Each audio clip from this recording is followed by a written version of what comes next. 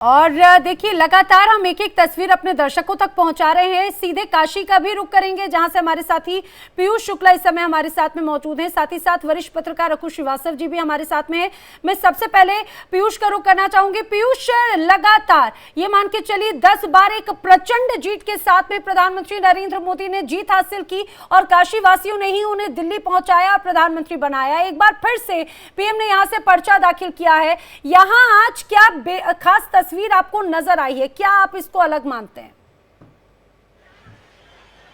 देखिए, यहाँ पर तस्वीर सुबह से ही अलग नजर आ रही है, क्योंकि प्रधानमंत्री नरेंद्र मोदी जिस तरह से यहाँ पर आते हैं और वो गंगा घाट पर पहुँचते हैं और गंगा घाट पर पहुंचकर आचमन करते हुए माँ गंगा का पूजन करते हैं, अर्चन करते हैं। गंगा सप्तमी है, लोक त्योहार है। लोक त्योहार मैं इसलिए कह रहा हूँ क्योंकि वाराणसी और काशी के अगल बगल के जिलों से तमाम लोग गंगा सप्तमी में वाराणसी आते हैं, माँ गंगा का अर्चन पूजन करते हैं, स्नान करते हैं, दान करते हैं और उसके बाद बाबा विश्वनाथ, काशी कोतवाल, काल भैरव इनका दर्शन करते हैं। और चूंकि काशी के अगर मैं कहूं तो नगर देवता के तौर पर कहूं, ग्राम देवता के तौर पे कहूं तो काल भैरव और काशी के कोतवाल नजर आते हैं। और प्रधानमंत्री नरेंद्र मोदी ने ग्राम देवता की भी पूजा की, तो कहीं ना कहीं उस भारत की छवि को दिखाता है ये सारा कुछ, जिस भारत की संकल्पना हमारे आपके सबके दिलों में रहती है,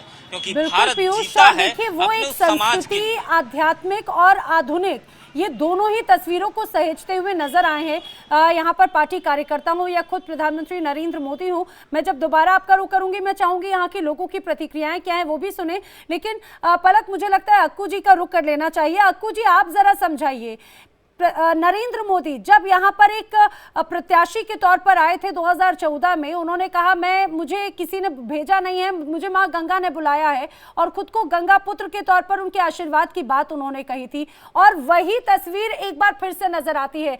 बहुत कुछ बदला है। आपको सबसे बड़ा बदलाव क्या नजर आता है अक्कू जी?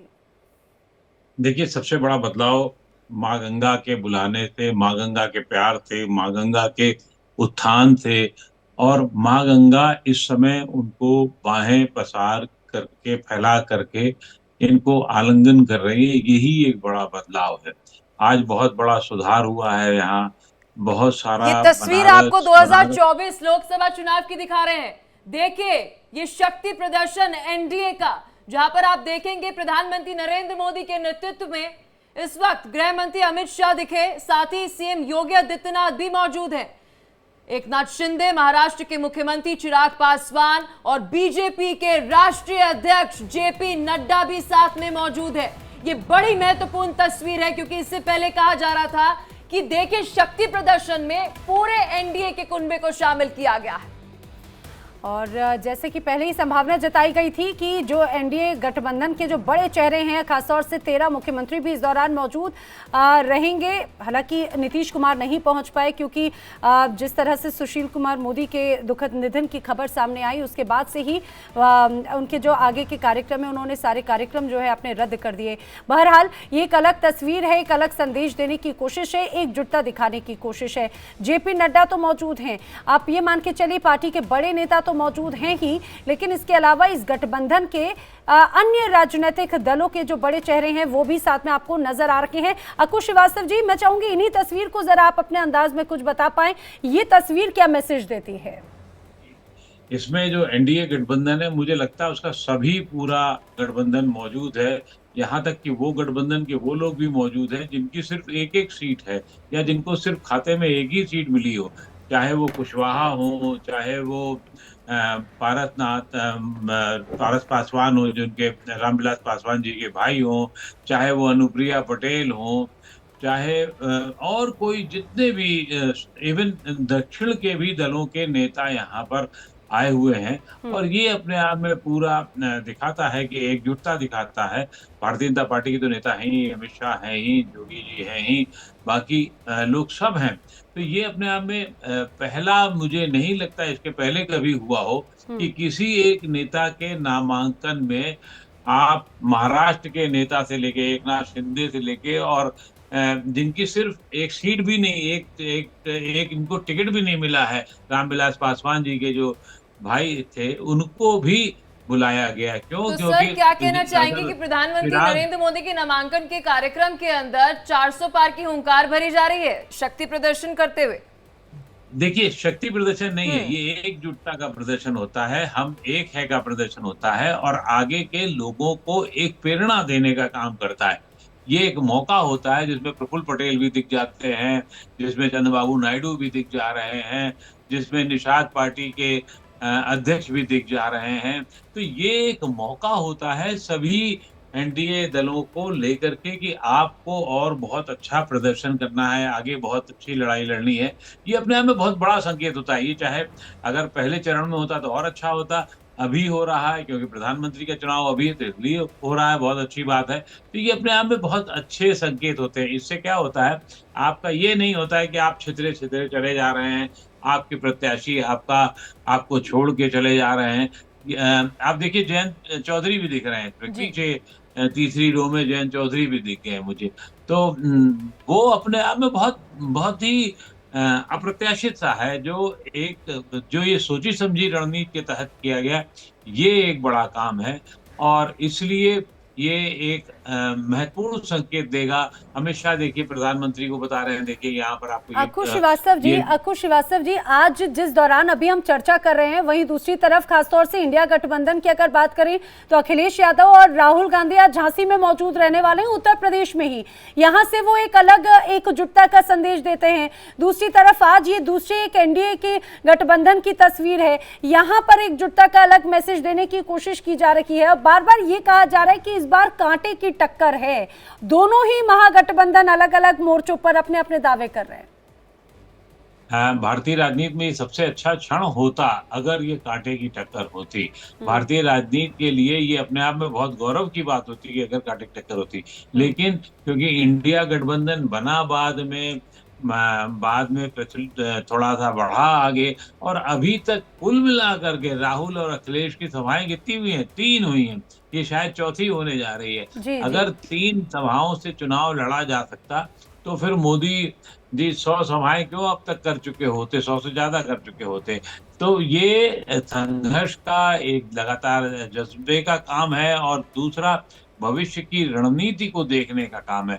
ये अब अगर मान लीजिए बहुत अच्छे रिजल्ट आते हैं, नहीं आते हैं उत्तर प्रदेश में, अभी ये तो भविष्य के गर्त में है, लेकिन अगर नहीं आएंगे तो क्या ये गठबंधन बना रहेगा? लेकिन इनमें से कोई भी दल में तो ऐसा नहीं है। और मैं कुछ कह सकता हूँ, मुझे आशंकाएं भी कुछ लोगों को लेकर के शायद उसका दल एक सीट भी ना जीत पाए, लेकिन तब भी ये वहां रहेंगे ऐसा लगता है। आगे तो क्या होगा नहीं होगा ये भविष्य की बात है। सर, लेकिन क्या फिर हम भी ये भी कह अच्छी बात सकते हैं कि एकजुटता के साथ साथ शक्ति प्रदर्शन की बात की जा रही है, लेकिन संघवाद भी है। जब हम फेडरलिज्म की बात करते हैं, नेशनल पार्टीज का रीजनल पार्टीज के साथ ये जुड़ाव होना कि देश की सरकार चल रही है, केंद्र में बैठी सरकार चल रही है, लेकिन एक साथ होकर।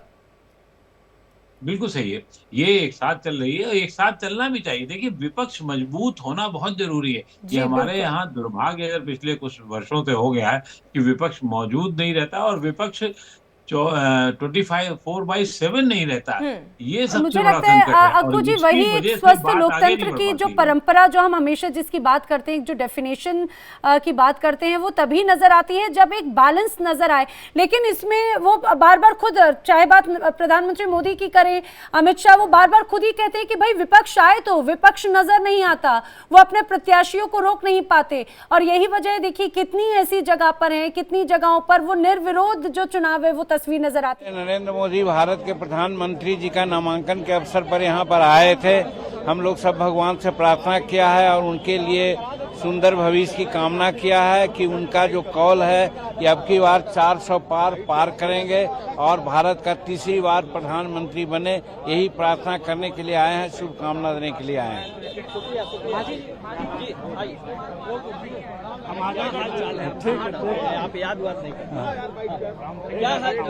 देखिए आज का दिन बहुत ही शुभ दिन है और पूरे देश के लिए, खास करके बनारस की धरती के लिए माननीय प्रधानमंत्री जी का आज नामांकन हुआ है। बहुत अधिक मतों से जीतेंगे और सबसे बड़ी बात यह है कि देश में तीसरी बार देश के प्रधानमंत्री के रूप में शपथ ग्रहण लेंगे। वो चेहरे हैं जो प्रधानमंत्री नरेंद्र मोदी के साथ में आज आपको ये इस तरह से जब पीएम मोदी नामांकन दाखिल करने जा रहे थे तो उस दौरान नजर आ रहे थे, चाहे बात पशुपति कुमार पारस की हो या फिर अन्य नेताओं की, उनके भी वही दावे हैं कि एक बार फिर से 400 पार का जो नारा है वो जरूर यहाँ पर पूरा होता हुआ नजर आएगा। फिलहाल एक बार फिर से मैं रुक करूंगी मेरे साथी पीयूष का। पीयूष, जरा अगर संभव हो तो लोगों से बात कीजिएगा, क्योंकि कल से लेकर अभी तक ये 2 दिन अपने आप में एक पावर पैक ये कहा जाए, एक अलग तस्वीर जो है वो काशी वासियों की तरफ से पूरे देश में गई, पूरी दुनिया में गई और यहाँ के लोगों ने भी उसको एक अलग तरह से अनुभव किया। तीसरी बार प्रधानमंत्री यहाँ से जो अगर नामांकन दाखिल कर रहे हैं, यहाँ से हालांकि जनता इस बार क्या साथ देती है, जरा बताइए लोगों की क्या प्रतिक्रियाएं हैं। बिल्कुल, यहाँ पर तमाम जो लोग हैं व्यापारी वर्ग हैं, चूंकि गदौलिया के पास का एक चौराहा है और कल यहीं से प्रधानमंत्री नरेंद्र मोदी का वो भव्य रोड शो निकला था। कल पीएम का यहीं से रोड शो निकला और यहाँ से आज सुबह वो गए पूजन करने के लिए। किस तरह से लग रहा है, काशी का क्या माहौल कह रहा है? काशी का माहौल वही है, बीजेपी। क्यों बीजेपी? ये इन्होंने जो कि काम किया है, कॉरिडोर बनाया, पूरा रोड बनाया, सब कुछ किया है, काम किया है इन्होंने। तो लोग तो कह रहे हैं, खासतौर पे विपक्ष के लोग, की कॉरिडोर बनाने में यहाँ पे लोगों के घर टूट गए, लोगों की बड़ी नाराजगी है। कुछ पाने के लिए कुछ खोना भी पड़ता है, कुछ पाने के लिए कुछ खोना भी पड़ता है, कुछ खोएगा कुछ पाएगा। लेकिन कितना टूरिज्म बढ़ा ये नहीं देख रहे हैं आप जाइए ज्ञानवापी से जाइए, क्या प्रसाद में जाइए, कितनी भीड़ आ रही है, कितने लोग देखने के लिए आ रहे हैं, इसको भी देखा जाता है ना। कितने लोग के घर गए, कितने लोग आ रहे हैं, उसकी तुलना कीजिए आप। 50 घर गए, 5 लाख आ रहे हैं, 5 लाख आ रहे हैं, तो व्यापार बढ़ गया। व्यापार बढ़ गया। तो देखिए, ये पूरी की पूरी जो सड़क थी कल यहाँ पर लोगों के निकलने की जगह नहीं थी। बनारस से ही हैं, क्या लग रहा है इस बार मोदी जी का? 400 पार लग रहा है। अरे पूछे नहीं कि आपका काल बोल दिए। कंफर्म है। कंफर्म है? कैसे कंफर्म है बताइए, कैसे कंफर्म? उनके सिवा कौन है यहाँ पे? कोई भी नहीं। 400 पार कैसे कंफर्म है? 400 पार नहीं आएगा। हाँ, 350 के आसपास आना है। आ जाएगा। हाँ। तो सरकार बनाएंगे मोदी जी? मनाएंगे। यहाँ पर क्या रहेगा? बनारस में रिकॉर्ड तोड़ेंगे। रिकॉर्ड तोड़ेंगे। रिकॉर्ड तोड़ देंगे। रिकॉर्ड तोड़ेंगे। क्या बात। तो देखिए नैना, यहाँ पर जो लोग हैं वो सीधे कह रहे हैं कि रिकॉर्ड तोड़ेंगे मोदी जी, और लोग एकदम आश्वस्त हैं। क्यों आश्वस्त हैं, इसकी वजह भी लोगों ने बता दी। आश्वस्त इसलिए हैं कि यहाँ पर भले काशी कॉरिडोर के निर्माण में दुकानें टूटी हों, घर टूटे हों, लेकिन कुछ अच्छे बदलाव के लिए कुछ खोना पड़ता है। इनकम के स्रोत बढ़े हैं। करे कब मोदी जी को मतदान करे, इसलिए 2014, 2019 सब रिकॉर्ड इस बार टूटेंगे। मोदी जी फिर एक बार प्रधानमंत्री बनेंगे और 400 पार ये आंकड़ा जाएगा। महाराष्ट्र में 2 साल में जो हमने काम किया है, 10 साल में मोदी जी ने काम किया है, उस काम का सम्मान महाराष्ट्र की जनता करेगी। Mission 45 successful.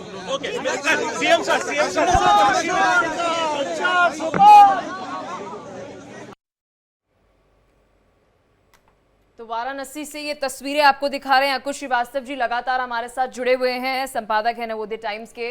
अकुश जी, क्या कहना चाहेंगे? सुबह से हमारे सहयोगी जो हैं वे ग्राउंड पर मौजूद हैं और उनका ये कहना है कि यहाँ पर काशी वासी जो है वे विकास के लिए बेहद खुश हैं। हर एक सड़क, हर एक गली जो है वे कह रही है कि काशी में पिछले 10 साल में विकास तो हुआ है। जी श्रीवास्तव जी। देखिए, जहां तक काशी का सवाल है, बनारस का सवाल है, तो बनारस में आज से सच बात है 10 साल पहले तक आलम ये था कि हजारों करोड़ रुपया वहां पर वर्ल्ड बैंक से लेकर के और डिस्ट्रिक्ट सेंट्रल गवर्नमेंट से लेकर के पहुंचता था और वो विकास के लिए पहुंचता था। लेकिन कब कौन से गड्ढे में चला जाता था पता ही हुआ दिखाई दे रहा है। वायनाड में आप देख लीजिए, जिस तरीके से राहुल जी के खिलाफ ही उनके घटक दल के नेता उतरे हुए हैं। आम आदमी पार्टी दिल्ली में साथ दे रही है, पंजाब में विपक्ष में है, तो ये बटा हुआ विपक्ष वही एनडीए की एकता। लेकिन एक तरफ कांग्रेस पार्टी का रही है कि 180 से ज्यादा का आंकड़ा पार नहीं होगा, आप लोग का नारा है 400 पार। विपक्ष तो बड़े बड़े आंकड़े इसी तरीके के अपने पक्ष में भी 14 में भी देती आई थी, 19 में भी देती आई थी। परिणाम उनको पता चला, इस बार कांग्रेस और उनके घटक दल ऑल टाइम लो पर जाएंगे। All of us would been saying this, that he would be the third time he should hold the position of the Prime Minister, which he is doing. Sir, how do you see Andhra Pradesh? How do you see Andhra Pradesh? Andhra Pradesh is a clean sweep for NDA.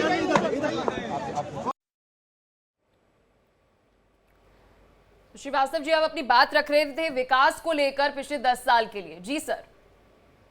वहाँ दिख रहा है, आज flyover हैं, road ठीक हो रही हैं, चौड़ीकरण हो रहा है, सीवर की समस्या हल करने की कोशिश की जा रही है। जो विश्व का सबसे पुराने शहर की सबसे पुरानी व्यवस्था सीवर की थी, वो ठीक की जा रही है, उसको और काम किया जा रहा है। साफ सुथरापन है। बनारस का विश्वनाथ मंदिर अपने आप में एक नई ऊंचाइयों को और अक्कू जी अगर जब बात विकास की होती है तो इस तरह के कई और प्रोजेक्ट है। हमने देखा अभी हाल ही में एक बड़ा क्रिकेट स्टेडियम जो है वो पूर्वांचल के नाम है, वो भी काशी विश्वनाथ की नगरी में ही है, बनारस में ही है, वाराणसी में ही। हाल ही में प्रधानमंत्री नरेंद्र मोदी खुद वहां पर पहुंचे थे।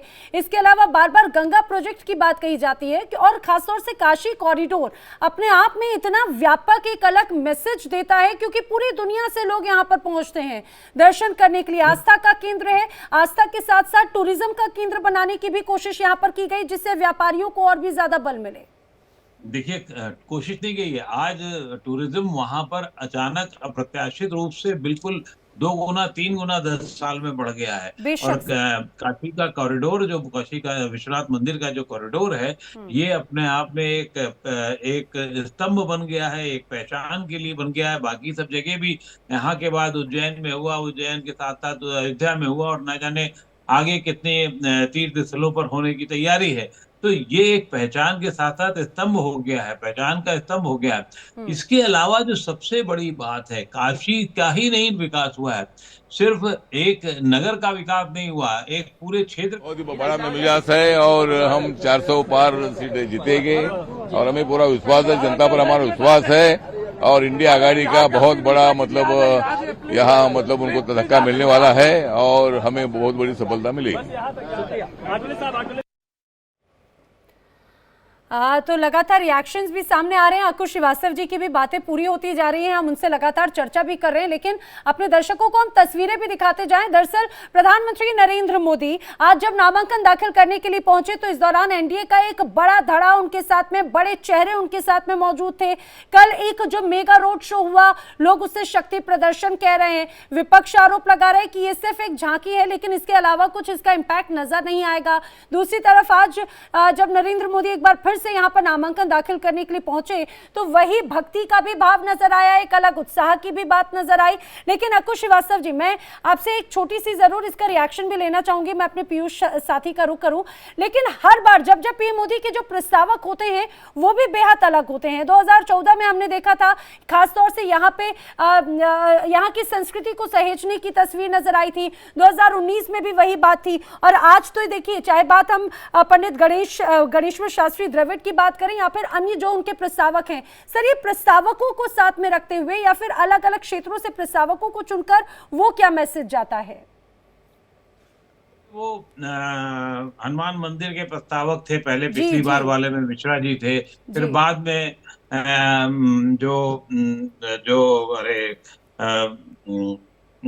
मैं भूल रहा हूँ नाम उनका, लेकिन जो बहुत पिछड़ी जाति से आते थे, वहां के डोम राजा के प्रस्तावक हुए।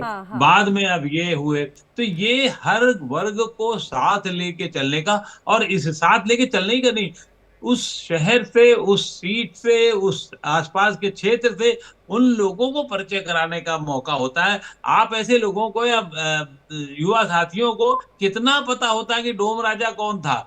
आप ऐसे लोगों को कितना पता होता है कि संकट मोचक मंदिर में जितने बड़े कार्यक्रम, जितना ऐतिहासिक स्थल है वो कौन होते हैं, प्रमुख रहे होंगे? आज जिनका जिक्र हो रहा है वो सब ऐसे थे लोग। अगर आज हो सकता है पिछली बार में एक बार भी प्रस्ताव आया था, बहुत शुक्रिया अपना कीमती समय देने के लिए।